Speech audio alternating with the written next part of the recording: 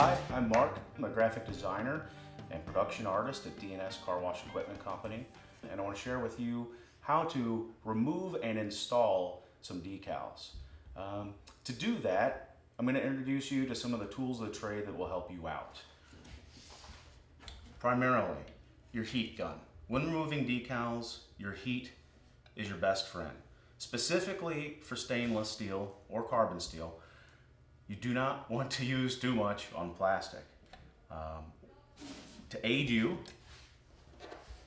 some sort of scraper. This is a plastic scraper. This is non-marring. It won't scratch softer surfaces. So if you have a bright stainless finish, this won't ruin it. Also, you might have plastic, say on the domes of a vacuum. It's safe for that. You want a couple cutting instruments. We prefer X-Acto knives. They have a very fine tip. A box cutter, as long as the blade is sharp and fresh, not a problem. I do not recommend pocket knives or anything less than these two due to their lack of sharpness. To apply the decal, squeegees. We use two kinds. My preference is wool, but there's certainly a place for hard plastic squeegees. The rule when using a squeegee is to start from the center out. Also, make sure that the edge is fresh. As you use these, the edge will abrade away and eventually will become abrasive. Also, with using wool, make sure that there's no metal or particulate matter into the wool, or it may also become abrasive. For the removal of the decal, we prefer 91% isopropyl alcohol. There are many alternatives available, like Goof Off and Goo Gone. Those work as well. Rapid Tack is your best friend. It's an application fluid. We prefer Rapid Tack brand. However, if you don't have Rapid Tack available to you, you can make a application fluid very simply by adding 4 or 5 drops of Dawn dishwash detergent to approximately 1 liter of water. Multiply that amount for larger quantities and you'll be good to go. Lastly, some sort of relatively lint-free towel. This is very important for removing excess application fluid that can allow the edges of the decal to not seat properly and adhere. So now that we've covered the tools of decal installation and removal, let's jump in and remove this decal from this door. Here we have an older door. It's been heavily damaged. We've got a lot of leftover adhesive on the door, so that all needs to be removed. The first thing I'm going to do is use my plastic scraper. I'm going to try to get this corner up. You can see it starts to lift. It's pretty hesitant. So now that I've got the corner up, I can get my hands in. When I remove this, I'm going to keep my hands as close to the work as possible, as close to the point where it's coming off of the door as possible. You can see it's a bit stubborn and that all of the adhesive is still left. If I apply a little bit of heat, that adhesive might come. So let's try that. We're using high heat with an industrial heat gun. And we want to keep the gun moving at all times. We don't want to scorch the vinyl and cause it to become any more brittle than it already has while it was sitting out in the sun. Test occasionally to see what temperature you're at, and we're aiming for about 120 degrees.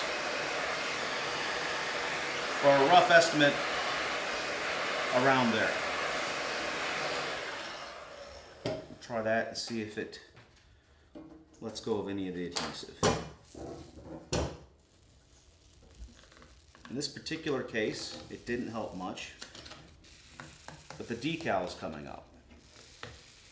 Once again, don't let your hand get too far back when you're pulling. Make sure that your hand's close to the decal.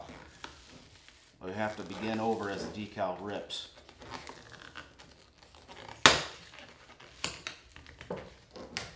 Just like that.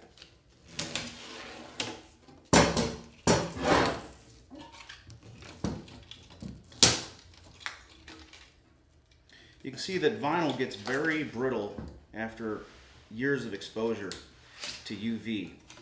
And that has its advantages when you're removing decals, but it also has its disadvantages as well. A little bit of hand strength is necessary. And you'll notice that I often switch angles. I come in at this angle, but then I'll attack it from this angle as well. And what that does is allows me to get a better purchase, so I'm not fighting all of that adhesive. This becomes especially important when you're dealing with much larger decals.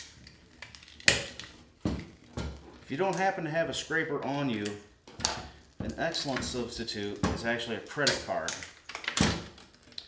They're not quite as stiff, so they don't work quite as well, but in a pinch, they'll do.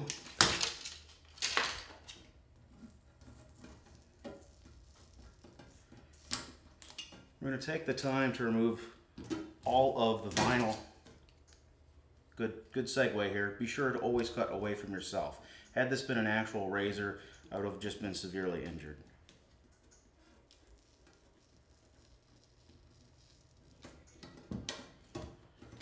Back to my point, we're going to take the time to remove all of the vinyl that we can right now, because it will make removing the adhesive that much easier.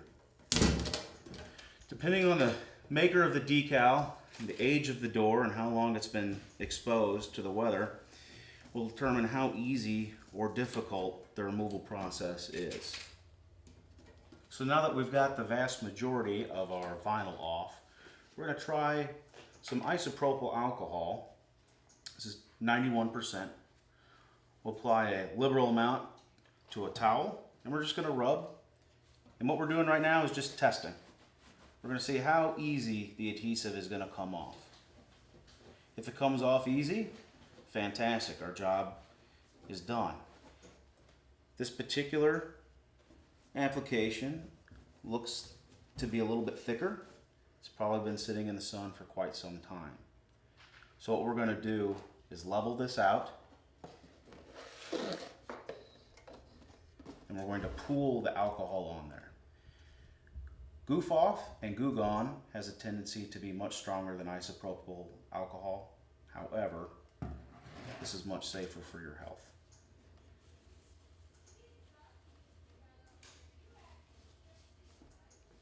So our meter face here has been soaking for a few minutes in the alcohol. Once again with our scraper.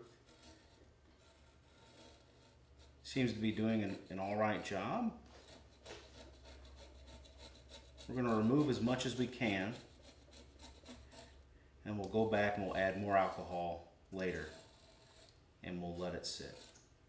This particular application, a steel razor might actually work better than this. However, it will most definitely mar your door. And here's our finished door. You can see there's some surface imperfections, but that's nothing that a little Scotch-Brite pad can't take out. We're now ready to apply our decal on the door. So here we have a DNS 1322 meter door and decal ready to be applied. First things first, we're going to take our application fluid. Once again, we use Rapid Tack. You can use soap water, Rapid Tack, anything you'd like. You can't apply too much, however you can apply too little. So make sure that you get your door good and soaked. I like to spray my hands. It helps displace any grit that I might have gotten picked up in the field, and it allows me to work with the decal a little bit easier. Second step, I'm going to spray the back of my decal. Once again, I can't apply too much. I'm going to position it roughly. Just going to lay it down. I'm going to look around each of the cutouts, make sure that there's equal space. It looks like we lucked out here. This looks pretty good. And from here, we take our squeegee, and starting from the middle outwards, we apply a good amount of force and just remove all of that Rapid Tack, all that application fluid that we just applied. It's important to move from the center outwards to ensure that you don't have any fluid left under the surface. Fluid that's left under the surface will mean that you're not getting a full adhesive, or rather adhesion, to the door, and that will lead to decal failure and will shorten the life of your product.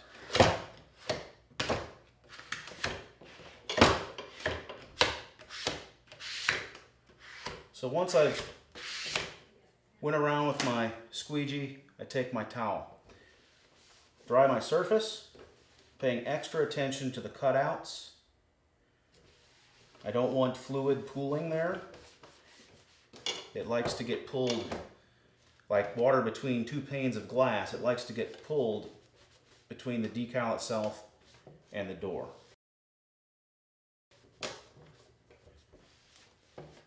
Once I've paid attention and taken care of the cutouts, I'll go around the edges.